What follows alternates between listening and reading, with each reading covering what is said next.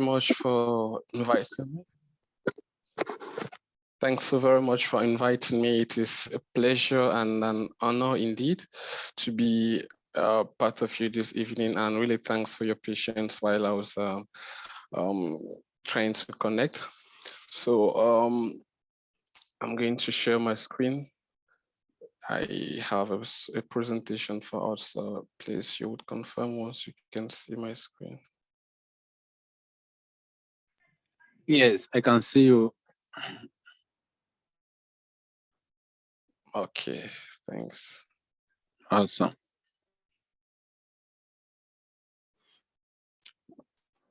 Okay, as I was saying, it's indeed a pleasure for me to be with you guys this evening and to share with you so many amazing things. And when I got this invite, I was so happy because it is going to be an opportunity for me to share some of the things I've learned, in my journey. Most of them are from my experience. Some of them I've heard in passing, and many of them I'm still practicing. But all of them I do believe are true. So now they may be truths to me, but I don't own these truths because you can never own the truth. I cannot make them mine. So you can please consider this as signpost approaches or paradigms, and which give science to the business of improvement. So basically, we'll be talking about how to design and implement continuous improvement in business operations. So as the agenda is quite a little bit of what continuous improvement is, and the continuous improvement framework. We're going to be looking at certain methodologies and continuous improvement design, and which are the business process improvements. So a little bit about me. I'm Hansel Ndumbe. I joined Merckx on September 1st of 2017. So September 1st is going to be, I'll be clocking 4 years, sorry, with Merckx Cameroon. So I've been in the customer service department, basically around the import team, the export team, and presently the continuous improvement team. I've worked on performance management, and with my current role as the area continuous improvement specialist, or the e-commerce manager for Cameroon and Southern West Africa area, because Merckx is divided into regions and areas, and we have five areas in the Africa region, and Cameroon happens to be the Southern West Africa area headquarter where I'm based. So I manage continuous improvement processes for Cameroon, Angola, Gabon, and the two Congos, that is the Congo Brazzaville and the Congo Kinshasa. So I have a background in quality, safety, environment, and with a little bit of supply chain management now, since it's the way I fully practice. And I've also, as part of my experience, I've been into teaching for a while before joining Merckx, and also being customer service agent in company before joining Merckx. So my first job was teaching. It was quite an exciting experience, and what I dream about as a person is being a superhero and saving the world. Is quite interesting that I always have this desire, this urge to make the world a better place. And one fun fact about me is that I'm an introvert who loves public speaking. Is quite amazing, and also emceeing, and also comedy, because I tend to make every situation I face a funny one. So my key strengths, I did a Clifton strength assessment, And what stood out for me most was futuristic focus, learner positivity beliefs, and belief. Those were my first 5 key strengths. And one key truth about me is that I'm dyslexic. People say that dyslexia or dyslexics are dyslexia is a disability. I always say no, we are not. It's not a disability. We are not disabled. We are differently able. So my journey has been this so far, basically in continuous improvement is something that I truly admire, I love, and it has made me realize I'm within my element because I find it interesting to work into processes, identify issues within the processes with the goal of creating value for our customers. Merckx is a shipping company or logistics company. So we move containers, goods from one point of the globe to the next. From the computers we have, we connected on now all our mobile phones. Merckx helps to facilitate global trade, and it's important. Continuous improvement is one of our very much our big strategies and where we're focusing on. So going into our topic proper, so we're going to be looking a little bit about continuous improvement. What is it? It is basically a cycle of capturing opportunities for improvement and implementing them, and also proceeding into measuring the impact while sharing knowledge, because you realize that when you're working into processes, you have to deal with different stakeholders from different teams, and you come together as a team to look at opportunities for improvement within processes. So the focus of the continuous improvement approach is basically to increase process efficiency, which is one of the vital aspects of continuous improvement, and also to enhance quality and to create value for customers, because in every process, in every business process, the end goal is to create value for customers. That is the why. So improvement frameworks cater to meet the strategic business requirements by definitely using collective knowledge and also the expertise of the different teams which you have in your business or in your organization. So why is the continuous improvement approach essential? So it create values in having a common set of tools or approaches that are regularly and systematically used to drive improvement, which will definitely enable your organization to be innovative, to be productive, competitive, and sustainable, and which will definitely meet the customer expectations while creating value. Now, I understand that we are a class of entrepreneurs. We also have business executives. We have people that are going to be job seekers as well. So it's important that once you have this continuous improvement mindset, once you look at continuous improvement as a key aspect of not just businesses, but also our day-to-day lives, it becomes easy, because maybe we might be looking at aspects that would directly relate to entrepreneurs or business executives, but there are also job seekers that might not have the capital or the means to set up a business, that may necessarily need to look for jobs. It's also important that we design our job search in a way with some sort of continuous improvement techniques, because it's vital, and I've been able to experience it in so many aspects where when I was job searching, I tried to implement some of the techniques which are from continuous improvement, and they actually work. So it's not only in business that we can use continuous improvement techniques or methodologies, also in our day-to-day lives or in our job search. So the continuous improvement framework is definitely is built on the Lean Foundation. So I think from the foundation, first of all, is all about the behavior, which is comprises 3 main things: engagement, excellence, and commitment. Because if these key aspects are not present, all the initiatives, all the things which we'll be wanting to implement as far as the continuous improvement journey is concerned will amount to nothing. So it also helps in capability building and lean leadership.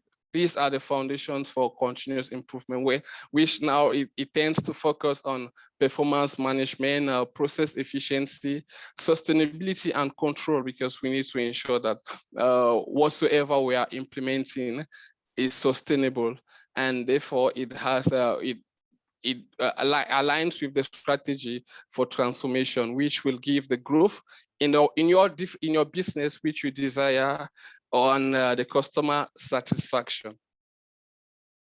So we have different continuous improvement methodologies. We're going to look at some of them detailing in the next slides, but a couple of them are standard work internal operating procedures. We have Gembas, which have to be conducted, to understand the different skills and the share best practices of with the team members.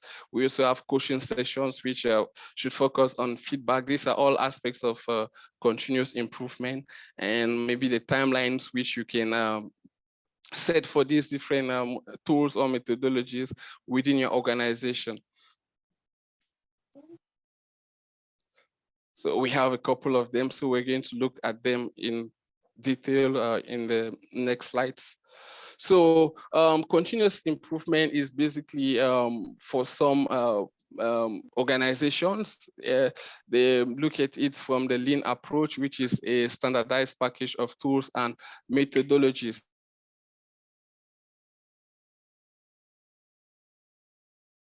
Effectiveness, capability building, performance management, that is where it starts. And also it becomes a part of the strategy and the transformation journey of the company, where you want to take your business to, where you think that in the couple of years to come, you would want to see your business sitting. So it's an aspect which we need to instill in our business, becomes a mindset, and with commitment, we will drive the different continuous improvement strategies which we are implementing in our business. So I just thought it was that I could share with us a little bit of what we are doing as far as continuous improvement is concerned from Merck's. So we manage and deliver strategically continuous improvement initiatives. Before, some years back, continuous improvement department wasn't there per se, because there wasn't some sort of ideal atmosphere, or the top management didn't think that the continuous improvement department was necessary. But after different meetings, and they realized that it is the way forward for the company, they decided to design and create continuous improvement departments in every area where Merck's is found. So basically, what is the model for at Merck's? We identify the customer needs, we look at our strategic priorities, and we look at the impact and the effort variables. We bring them together to see how we can prioritize this improvement project portfolio. So what that gives us is 5 key aspects where we mobilize. So we look at what is desired, and we state to be what we want to be to gain at the end of the improvement project. There are different tools which are used at that particular stage. Then we analyze, we determine which are the root causes and what causes the current state of the process. Also, tools are used there, like the 5 whys, and also the value stream map and the Paretos. Then we envisage, we brainstorm and prioritize the improvement activities, which will help us to reach the desired state. Then we realize and therefore stabilize. So in a nutshell, this is how it looks like, the continuous Merck's improvement model. But there are so many aspects into it. Like 2 years back, we were focusing on using one of the project management cultures. I don't want to call it a methodology, which is an agile way of working. So we thought that that should be the ideal way of managing our projects on or handling implementing continuous improvement in our different processes. And it has yielded huge amount of results. So designing continuous improvement in our business processes. First of all, the very first step is that is the Kaizen, which is a process and not a project, because most of the times we tend to regard continuous improvement as a project. But projects have start and end dates, they have budgets and they have results. But continuous improvement is a mindset, it's a journey, it is something which is continuous. So we must always, continuous improvement must always be present. And we should not create, because it's needless creating a continuous improvement journey in your business when you will not be committed to keeping it forever. It is very important that we identify our business needs and create continuous improvement journeys within our businesses for sustainability and to ensure that we provide the required or the desired value to our customers. And when you are designing a continuous improvement journey, after you've identified or you've taken that commitment to ensuring that it's going to be there for a very long period of time, you can get a master teacher or a sensei. It's Japanese, so it's one who masters lean techniques. So it's going to help you to learn what you need to learn. It helps you use the continuous improvement tools in your context, depending on the business, the type of the business industry you are exercising in. And also he would help you train the continuous improvement manager, because this is also a key aspect, because most organizations tend to forgo these aspects because they believe that there is no direct revenue that comes as a result of the activities of continuous improvement managers. And also one other aspect is quality, health, safety, environment, which most organizations tend to forgo. But these are aspects which are very important. I always say that continuous improvement and quality, health, safety, environment are indispensable in the success and profitability of any organization. So once you've identified that you've had your continuous improvement team, you get someone who would train you, someone who understands the lean techniques. So you define the Kaizen implementation plan and the right resources, because if you are starting from zero, you can't imagine making improvements in 1 year. Basically, the effect or the impact of any continuous improvement journey which you would undergo in your company might be felt within 2 to 5 years. And that is why most managers or managements of certain organizations tend not to see the real benefit of continuous improvement, because they want to achieve immediately. They want something that is going to bring in revenue into the business. So you define an implementation plan with long-term horizon and yearly goals. You might not want to you might need to take baby steps, not necessarily wanting results within 3 months or 2 months. You can set yearly goals, or with yearly goals. And one of the tools which you can use is the policy deployment or the Hoshin Kanri, so which enables you as a leader to create clarity about your strategic challenges, because it's always important that you include continuous improvement into your strategy when defining your strategy, your business strategy. So it gives direction and helps you prioritize your strategic goals and sets competitive challenges while eliminating waste.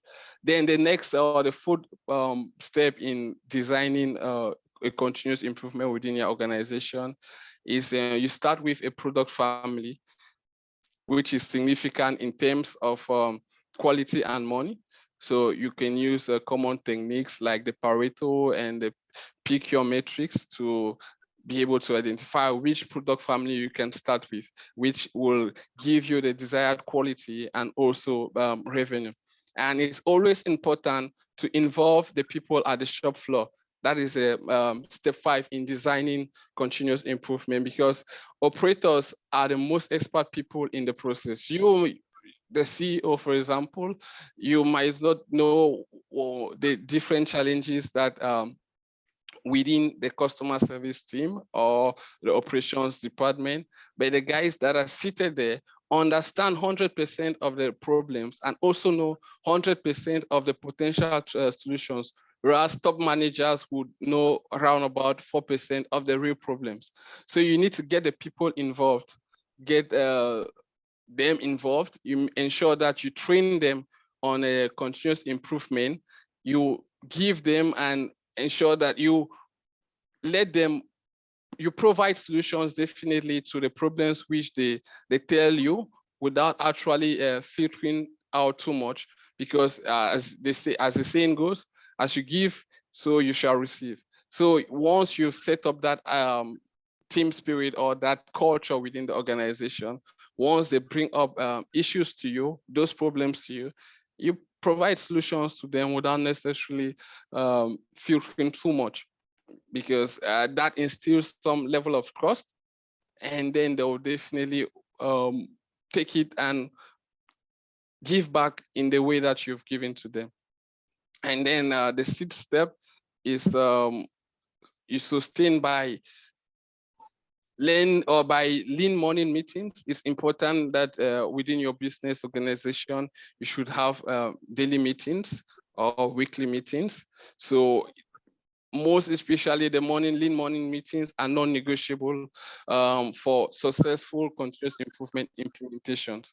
At Merck's, for example, we have daily huddles where we discuss the different challenges and what is expected for the week, because since we deal in shipping, so we get to know the different ships that are expected in Douala and how we plan to load the cargo of our cargoes and deliver on our promise. Then the seventh one is always important to celebrate the success, because this is one aspect which is almost at times missing within organizations. When you've invested so much time, so much effort in your people, and also they have given their best. So it's important that you celebrate the success. So by maybe say, having a party or giving vouchers or having public recognitions, because you just find a way that fits in your organization, but it shouldn't be forgotten, because everybody likes to be celebrated and recognized after a very long effort. So it is important that after you've been able to set the continuous improvement culture, you've been able to identify where you need to start, and get the people involved, then you also need to celebrate the success. And once that is done, you move to another product family while still remembering the first one, because you should not move without sustaining the first one, which means you will lose the benefits of the hard work you've done. So what is business process improvement? It is a method that identifies, it's very important. It identifies, it analyzes and improves the present business that leads to optimizing the performance, enhancing customer standards, and improving system quality. So it is very much important that you have business process improvement within your organization to be able to identify, you analyze, then you improve forward for optimization of performance, for enhance company standards, and improving your system quality. We have companies today that go for certifications like the ISO standards. You have the ISO 9001 for quality management systems. So we have business partners that would want to work with companies that are ISO certified. So if in case you might not have the means to get you such certification, it's always important that you set up this culture, set up these teams within your organization. So let's take, for example, a home baker. So basically, what do they do? They bake cookies, cakes for clients, and when a home baker starts facing issues due to less profit, you see, one of them, probably one of the employees, thought of how they can improve or how they can get more profit. So she thought about advertising in different ways, like on social media. Then they came up with different flavors, different variety of cakes which they were producing, and also they offered combos to those that were coming into the shop or into the bakery. Then also they found out different ways of attracting more customers. It could be through games. You launch games within the company, within the bakery, sorry. So you identify any of the ways that will attract more customers to the business, and with that you'll get revenue increasing. So business process improvement helps in, there are basically five items which I've stated: reducing costs, improving income, improving quality, reducing the processing time, and improving accuracy and efficiency. These are key aspects. And once you look at the business process improvement from the advantages or what is going to you're going to get at the end, you realize that you're going to implement it with so much enthusiasm, and you're going to love it while implementing a business process improvement. So why do we need to improve the business process?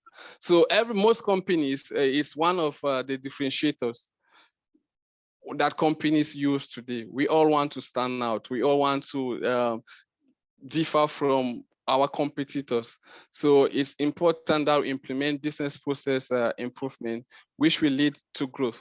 So there are basically 5 benefits, which we saw again: productivity, reduce cost, we have quality, and it attracts customers, and also reduces risks. So we have things like which you need to do in your business, some sort of automation. Let's take, for example, you have, I would say, a bakery or a small shop. So you receive cash you receive payments through cash, but there are also different ways that you can automate the payment process. You have fintech companies nowadays that enable you to be able to get your cash, and there's also, which will definitely reduce risks of fraud. So in as much as businesses or organizations implement a process improvement, there are also areas where, or most at times, these business process improvement initiatives fail. So you would identify the different issues, you would implement process improvement strategies with the aim of improving and figuring out how to reduce friction within the different processes, and you do the different thing, and so that you can do things better. But despite all of that effort, the resources, and the time, sometimes measurable achievements wouldn't be seen. So these are 3 main reasons why business process improvement initiatives might fail. We have lack of responsibility. So as a manager, for example, once you launch a project or you launch a continuous improvement, you see there's so much enthusiasm between you and the team members at the initial stage. But as time goes on, what happens is that employees might start working inefficiently, and then to be able to um,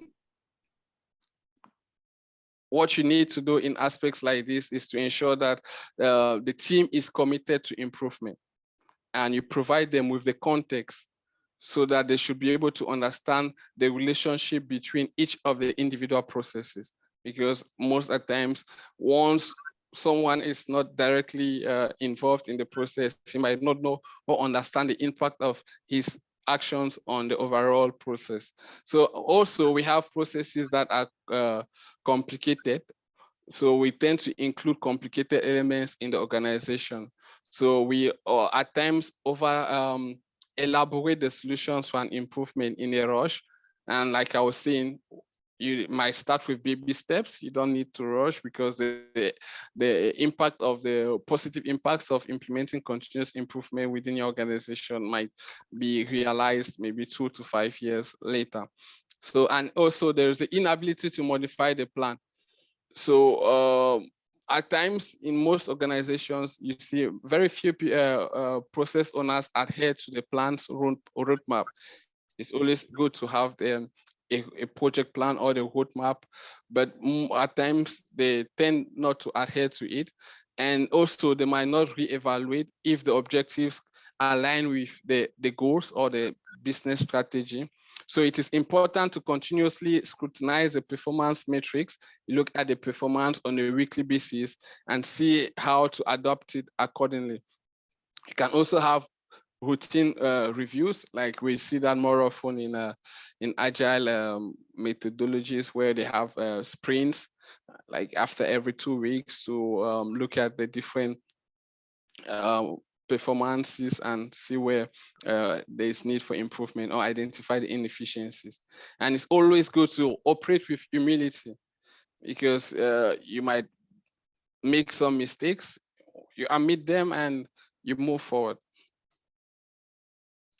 So how business process improvement is implemented, we have run about 6 different steps. The first one is to identify the problem. This is the very first initial step, and it's very important to identify the issues within the business. So because the business is composed of different processes, different departments, so you can't reach the estimated destination without without quality. So it means that you need to get some quality aspects within your organization to get what you want. So once you've identified those areas, you map your current process. It's very important, it's vital, because mapping enables you to um, understand how your business works, and it helps you find anything that might seem inefficient within the business. So it's basically creating flowcharts of the process. Then after that, after you've mapped, you need to analyze. So analysis is simply breaking down a complex topic into smaller parts in order to gain better understanding of it.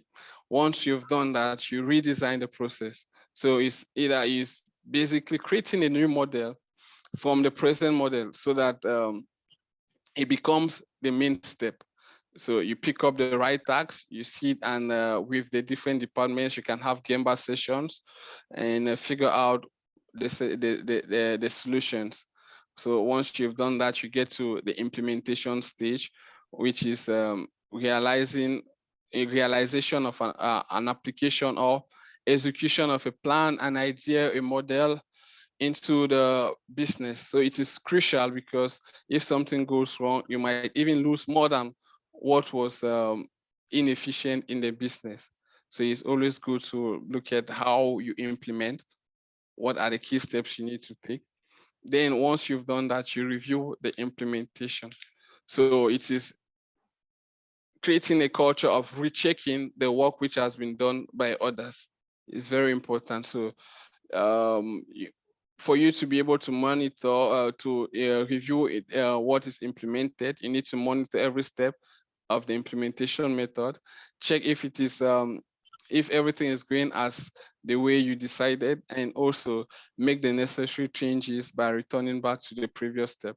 So it's not all about going to the end, but ensuring that what was decided is fully and accurately implemented.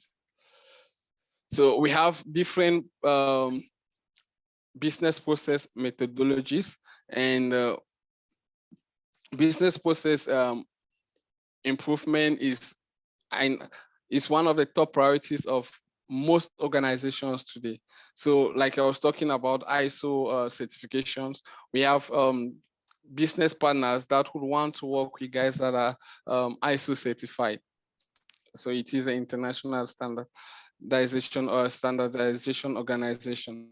So the market wants to know what are the steps of what are your steps of your business process improvement, and they want to know your business process improvement strategy and a comprehensive deployment plan. So that would enable them know that, okay, in as much as I'm partnering with this organization, I know that I'm going to get the desired product. It could be a product which you're supposed to put in the market, or it is a service. So the very first one is the Six Sigma, which was introduced by Motorola, and with the aim of reducing defects and cycle time.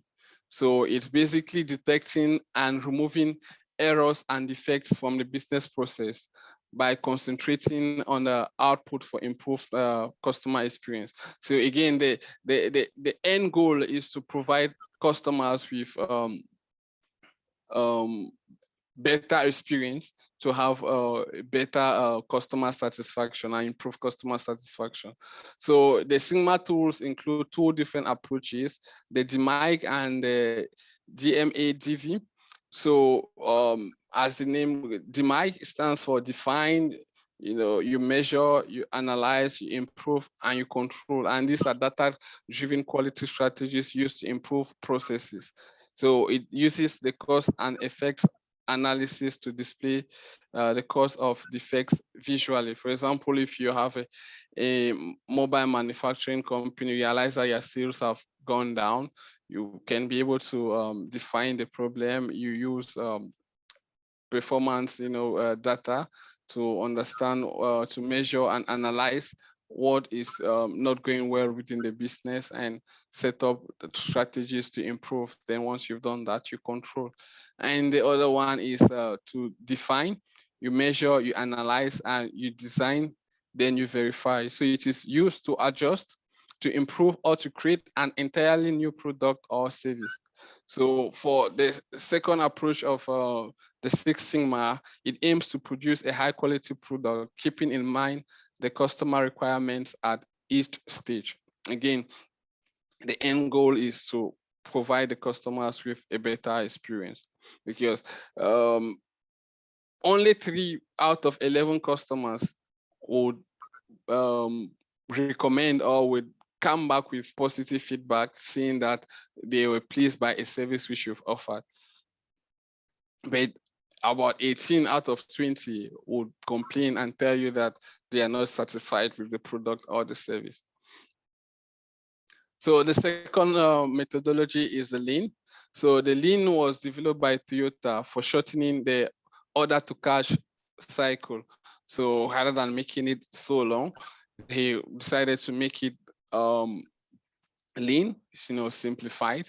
So lean thinking is a methodology which aims to reduce waste, look into the process, identify where are the different areas you can find waste, and you maximize the customer value while minimizing waste in the organization and products. So, and common example is in one of the continuous improvement projects I was running for um, the Democratic Republic of Congo. We realized that our customers, from our system, we use a tool, the Qmatic tool, queue management system tool. Each time we put the report, we realized that the waiting time was more than an hour on a weekly basis. And we're like, this is not possible. If a customer has to come, for him to be served, he needs to wait 45 minutes to 1 hour. So what is the problem? We needed to identify the different steps in the overall process, look at how we can remove the waste from the process, understand what were the defects within the process and remove them, understand the errors as well. They were basically customer related issues and also people related issues, personnel within the organization. So, so lean is all about maximizing customer value and minimizing waste in the products or the services. So the different steps for implementing lean, first of all, what do your customers want? Most of the times we find ourselves, we are tempted to provide products or services for our customers without clearly identifying what they want. So you need to define what they want. You need to map the process and identify the steps that do not create any value, remove the unnecessary steps, then you repeat the process all again. So this is what lean is all about, maximizing customer value and removing waste within the process. Then the third one is a simple one. It's quite easy. It's a workflow visualization tool, which is the Kanban board. So it makes the business units, the leadership team, and the employees, it gets them on the same page for process improvement. So on a daily basis, per se, so you get to your Kanban board, you design what is to be done, you set what is to be done, you look at what is in progress, and you look at what is done already. So it incorporates and encourages lean process improvements as well. So once you've been able to identify what is to be done, what is in progress, and what is done, you can eliminate the different aspects of waste within the process. So it gives you a real-time information or repository that highlights the bottlenecks within the system and anything else that might interrupt the smooth working practices. There we also have the TQM, or the Total Quality Management, which originated in the 1950s, but its main priorities is to deliver value to the end customers. And again, when we as we're going through the different process improvement methodologies, we see one thing that comes on over and over again: delivery. Delivering value to the customer.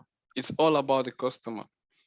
So it focuses on the organization as a whole rather than individual processes. So it goes from top management right up to the frontline employees.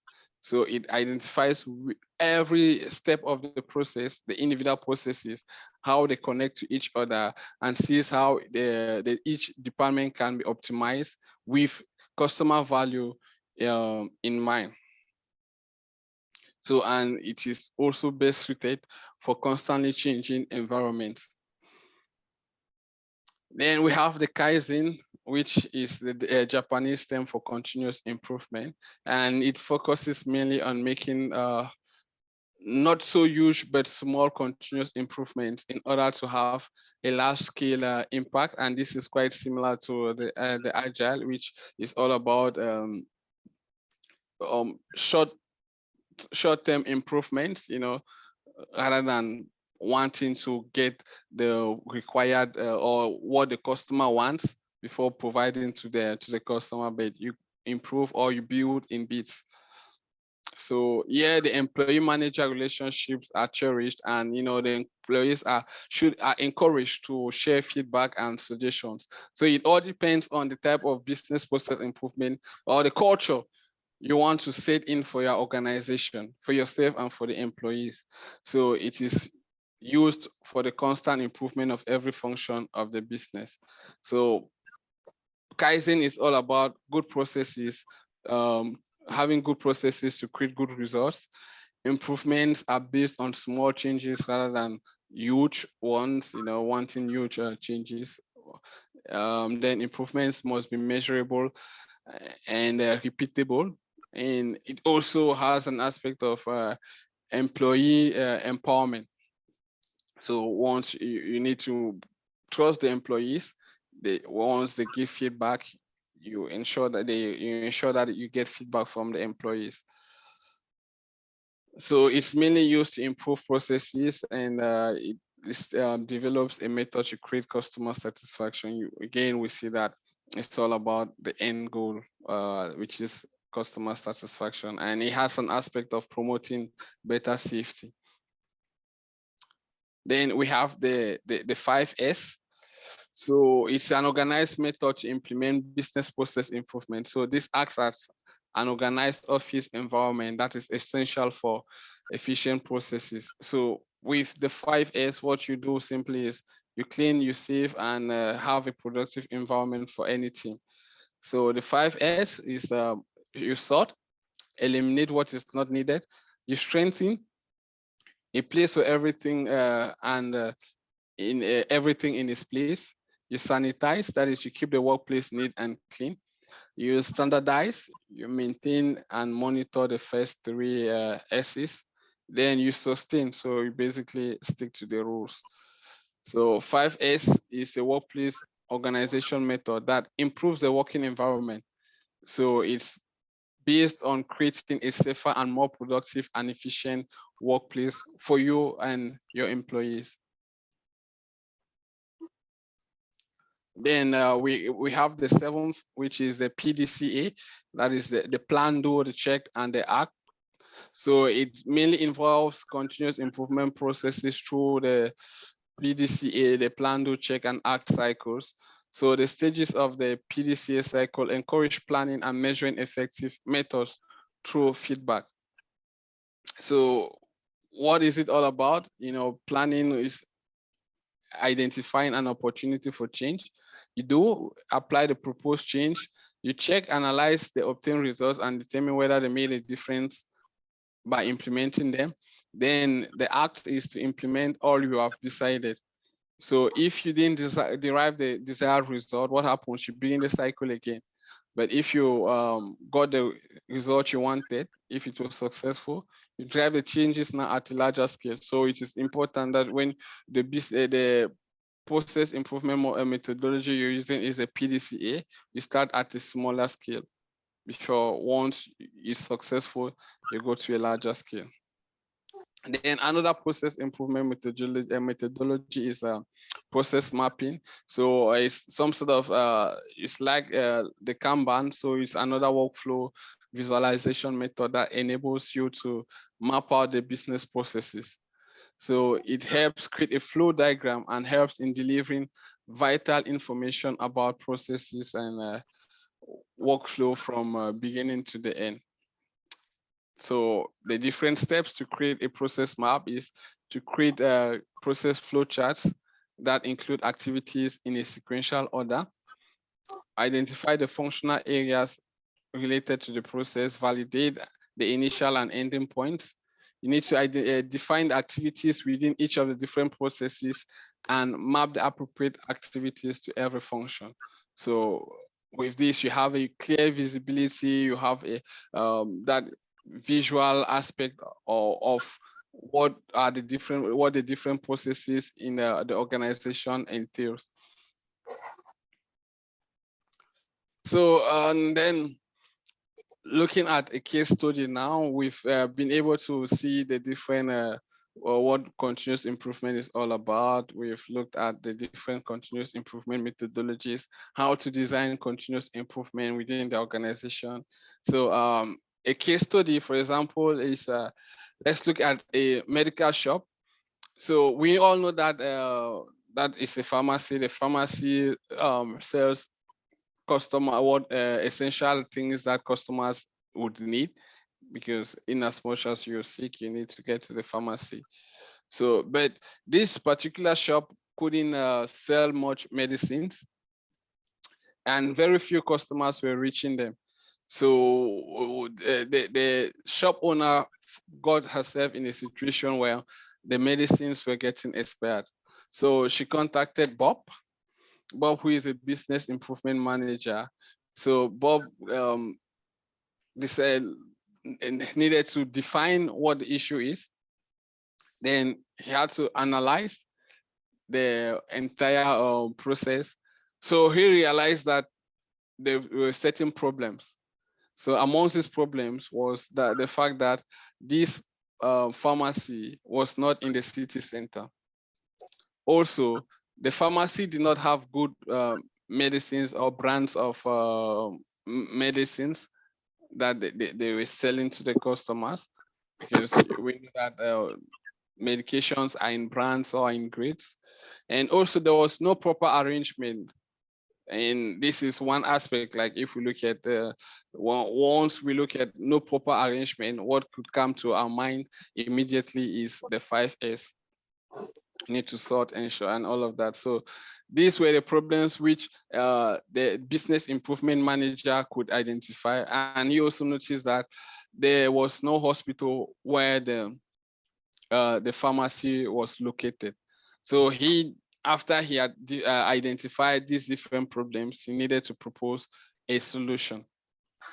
So basically, the solutions which he proposed was to move the pharmacy towards where we have many people into the city rather than away from the city, and also or moving it around a hospital, towards a hospital, so that, because once it is by the hospital, when the patients get to the hospital, they need to buy their drugs, they would move to this pharmacy.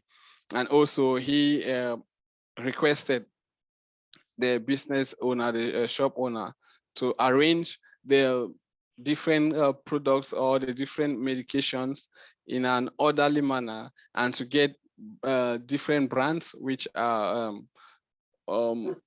first grade or better brands which customers would easily want to buy. And at the tail end, what happened is that there was increase in demand, and also increase in revenue. So these are common examples which once we see from there, we can easily relate to them and see how we can implement this in our businesses and also in our daily lives. And I was talking about also those who might not be opportune to set up businesses maybe now, but would go for job search. People always say that job search is a full-time job. The only difference is that you're not paid. So develop different strategies, techniques on maybe you were building your CV on your own. You can get to an HR person who has experience in working on CVs, and he should build one for you. Look at different strategies on how you can contact the companies you would like to work for. So I think that is it. That is, in a nutshell, the different aspects of continuous improvement, how we can design and implement continuous improvement in our organization, that I had to share with you today. Awesome. Awesome. Thank you so much, Hansel, for that incredible session. And you did share very deep insights. I hope that the rest of the class were actually taking that.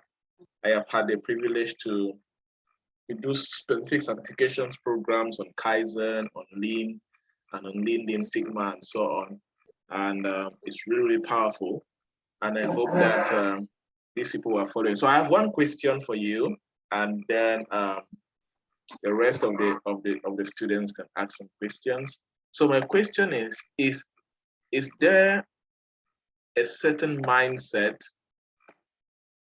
and are there certain soft skills that somebody who is trying to practice or who is practicing continuous improvement, there's a certain mindset they should have, and are there certain soft skills that can enhance this process? Unmute yourself. Oh, sorry. Can you hear me now? Yes. All right. Thank you so very much. And indeed they are, because there are soft skills which any person wanting to practice continuous improvement should have. And one of them is strong analytical and critical thinking mindset. because looking at processes, you're trying to implement continuous improvement. You need to have an analytical mindset. You need to go deep there. You need to dig deep into the processes, do some critical thinking as to where you can be able to identify or fish out the different processes. So this is one of the different soft skills that someone who is wanting to get into, that is the culture, maybe you should be able to have. Another aspect is collaboration, because you are going to be working with different teams, you're going to be working with different people. So you need to be someone that can easily collaborate with teams. It's very important and it's vital. And also, you need to be able to manage the different steps in the process, because when we talk about critical thinking, when we talk about having analytical skills, you go into collaboration, because these are different stakeholders, different teams, different departments. So you, as a continuous improvement person, you should be able to get this and ensure that you can be able to manage the different stakeholders, because most of the times you are some sort of managing performance, you are driving performance, you are not executing. But you need to ensure that these soft skills are very important and are vital for you to get the people that are executing to be able to work. Because, like, for example, I was giving the case of the waiting time in the Democratic Republic of Congo. I am not there seated, I am not there physically, but I had to move the team. I had to get them to execute. So I needed this analytical mindset. I needed to be able to manage them, in a way that they don't see it as you're bossing them. You're becoming, you're being bossy, and at the same time, getting the results. And it worked out very well, because the waiting time moved from 80 minutes to presently we sit at 10 minutes on a weekly basis. Wow. Averagely. Wow. Awesome. Thank you so much. Yes, guys, any questions? If you have a question, indicate.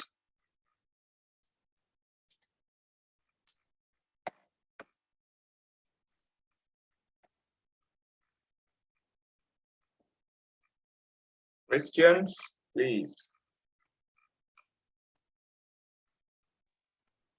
Good evening, Mr. Hansel. Good evening. Hello.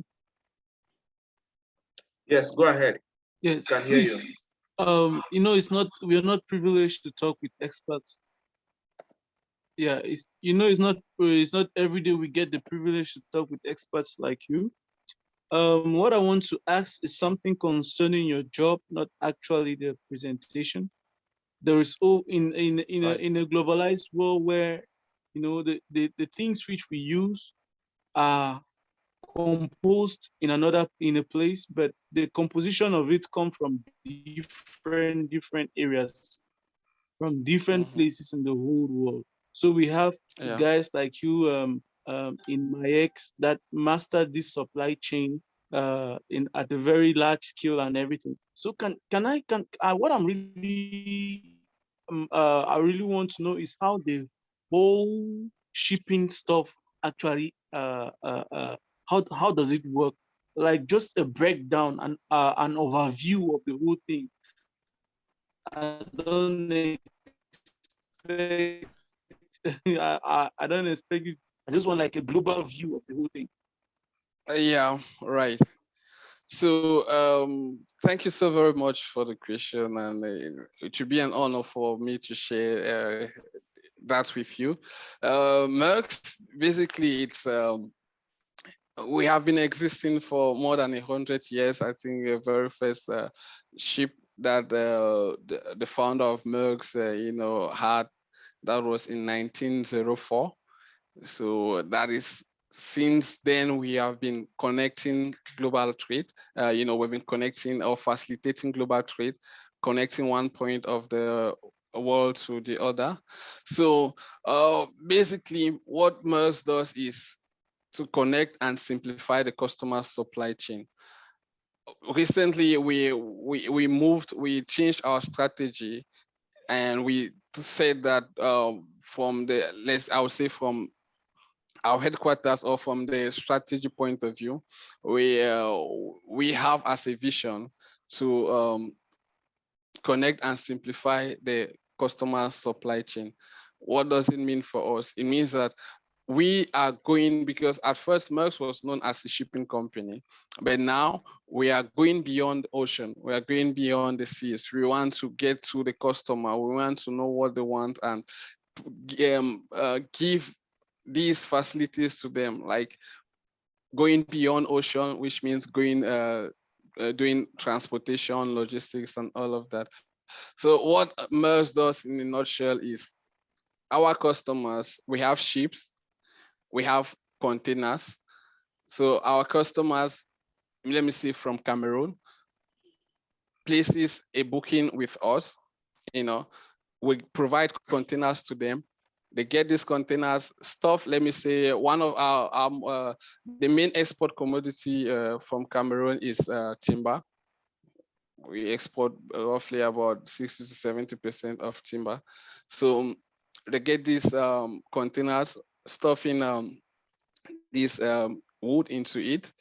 They bring these containers to the terminal. We load them in our ships. Then we take them, if it is, our main buyers for timber from Cameroon. We have Haiphong, we have China, we have Chittagong. So we transport these containers to the different destinations. And Maersk does only containerized business, so we don't do this what we call in French groupage and all of that. So all the customers' goods should be stuffed in a container. So, but there's a whole lot within that again, where we have operations that do the planning of the different containers that are supposed to be loaded on the ship. We have different teams in different places, like in South Africa, in Singapore. The marine guys that ensure that the containers which are loaded in the ships are safe. So we are very keen to safety. That is showing that if there is a dangerous cargo on board, we should be able to know how to place them. And so, and once the containers get to the terminal at destination, so we offer transportation, carrier haulage conversion, customs clearance as well to the customers, and then we transport or truck their containers to their warehouses. We also offer warehouse and distribution services in case the customers do not have space to to unstuff their containers. And we came up with a strategy of wanting to decommoditize shipping, and we have so many products which we have been able to place or provide to our customers. Like, presently within the shipping business, customers generally have what we call contracts. So they have a fixed rate for a given period of time. So irrespective of the fluctuations in maybe operational cost or price of fuel, customer books with a fixed rate. But now it has moved. We have moved from that. It's almost like the airline industry, where on a weekly basis, customer has a certain rate for a particular vessel and for a given destination. Oh, okay. Thank you for that. Just the last one. What's the measurable impact of COVID on your activities? And lastly, what is that unique thing which my ex provide outside other shipping companies exist?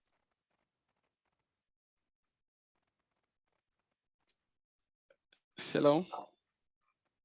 Like, yes, your profit point, like what's that unique thing about my ex, which other shipping companies that exist in our market space, and what's that unique thing which my ex has, and is there a measurable impact of COVID on your activities, scale of that impact? Right, right. And thanks for that good question as well.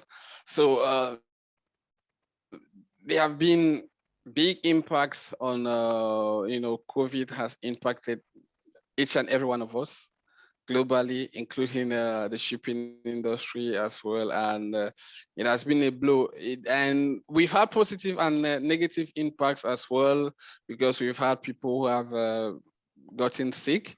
We've had one of the issues that we are struggling now with, it's equipment shortage. I'm sure if you've on LinkedIn or maybe on the news, you hear that there is shortage, there's lack of equipment. Why? Because when COVID started, many people, many industries, many companies, within the shipping industry itself did forecast, and we didn't think that things were going to go otherwise. So some companies had chartered vessels, because we have types of vessels. We have mother vessels which are owned by the companies, the shipping in the companies themselves, and we also have chartered vessels. So some of the companies, gave back these vessels, these chartered vessels to the owners, and also because we were thinking that COVID is going to hit hard, and maybe there will be little or no movement of containers from one point a part of the world to the other. But unfortunately or fortunately, it was the opposite. And also, what happened is that so many buyers or suppliers had to, keep the containers stuffed while waiting for ports, because we had ports that were closed in China, for example, and there was little or no movement of containers. So those were some of the negative impacts of COVID on us. And also, they had some positive impact as well, because we realized that presently in the market, freight prices have increased. For example, we used to containers were shipped from China to maybe Cameroon at a freight rate of 1,005, but now we have like 10,000 and all of that. So it's some sort of profitable to some shipping companies. But now the impact is that there are no containers. So there's a shortage of containers, and even companies, container manufacturing industries, and are unable to meet up with this demand. And different companies are looking at ways to get these containers into the fleet, because it's all a cycle. And then the second question we should ask about differentiator, I would say, I would be frank with you, because gone are those days where we used to think that one could say that Merckx is the number one. Yeah, it's true. But now our competitors are coming up very strong. We have ships. Our competitors do have ships. We have equipment. Our competitors also have equipment. We have all the different products, and our competitors also have. But now, where we look at differentiating ourselves, and that is where I think it also links to our session today, continuous improvement. The key aspect where any organization can differentiate itself from its competitors is in the service which it offers.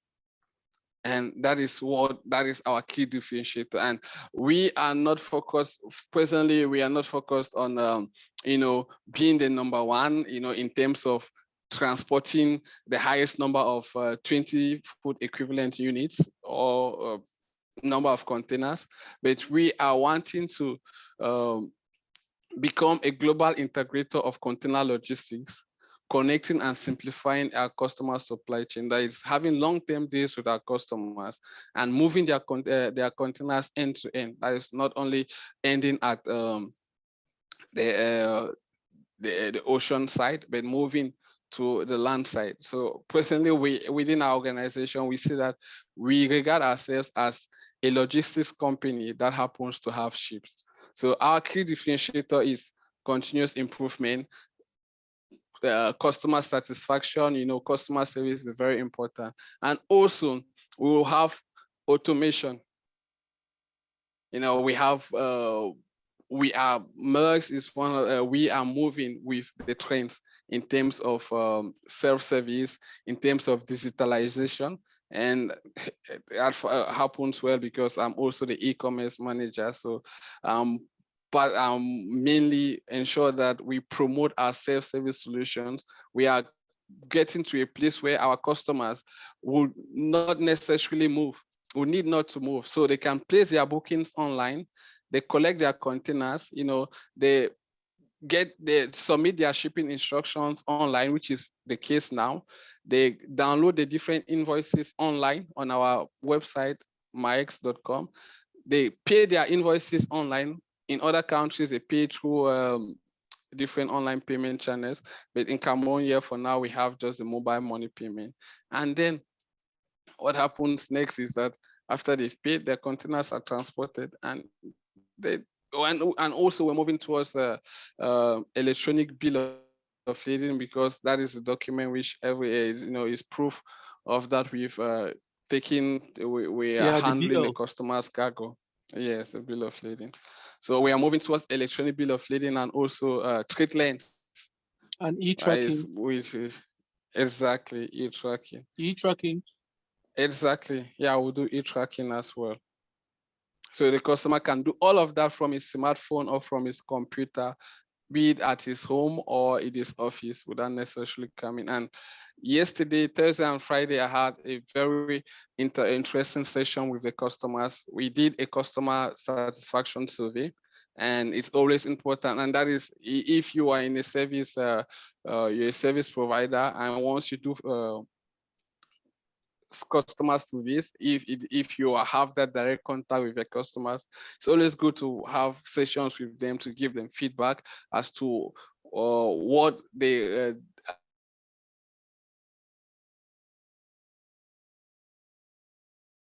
or you are going to implement to get to based on the customer needs and what they actually want, and you get first-hand feedback from them.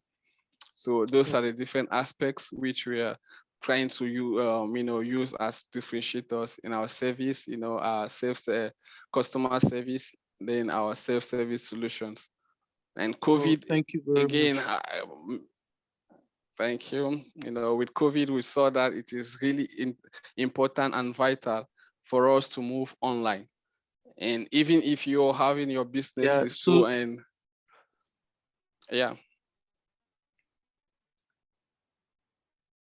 Hello. Okay. So these are aspects you can incorporate so soon through in your business. Waiting to see myx transit. So from what you're saying, soon we should be waiting to see myx transit company, a department, or maybe a subsidiary.